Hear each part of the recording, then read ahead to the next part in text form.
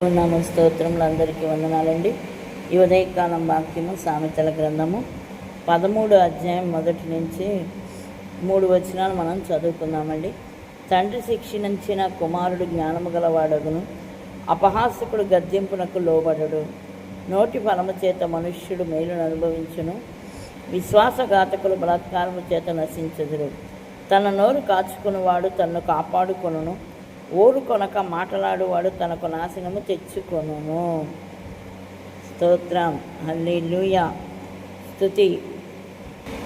సొలొమోను మహారాజు రచించిన సామెతలు ఏమని వ్రాయబడిందండి? తండ్రి శిక్షించిన కుమారుడు జ్ఞానము గలవాడగును, అపహాసకుడు గద్దింపునకు లోబడడు.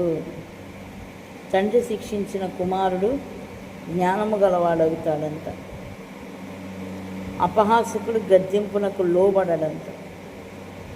మనము గద్దించినా లోబడరు కొంతమంది. మనం ఎన్ని చెప్పినా వినరు, మంచి చెప్పినా వినరు. కాబట్టి మన పిల్లలను శిక్షించినప్పుడు వారు జ్ఞానము గలవారవుతారని వాక్యం సెలవిస్తుంది.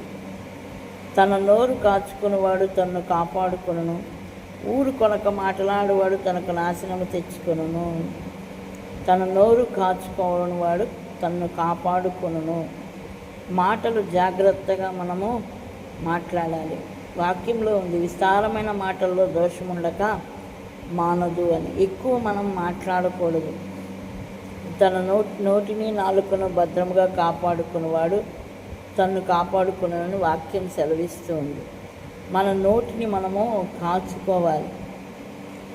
ఎలా పడితే అలా మనం మాట్లాడకూడదు. దేవుని మాటలే మన నోటి వెంట రావాలి. ఏం మాటలు మనం మాట్లాడుతున్నాం? క్రైస్తవులం అని చెప్పుకుంటున్నాం, దేశయ్య బిడ్డలం అని చెప్పుకుంటున్నాం. అబద్ధాలు మాట్లాడుతున్నామా? మోసకరమైన మాటలు మాట్లాడుతున్నామా? బూతు మాట్లాడుతున్నామా? సరసోక్తులు ఉచ్చరిస్తున్నామా?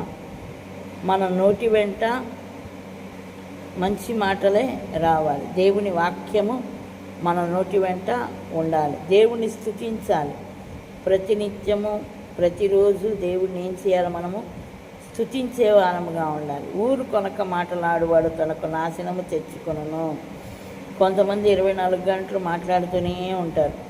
మాట్లాడిందే మాట్లాడుతూ ఉంటారు, చెప్పిందే చెబుతూ ఉంటారు. అలాంటి వారు నాశనం తెచ్చుకుంటారు. వారి నోరే వారికి శత్రువు అవుతుంది. కాబట్టి మన నోటిని మనం ఏం చేయాలి? కాచుకోవాలి. జాగ్రత్తగా మాట్లాడాలి.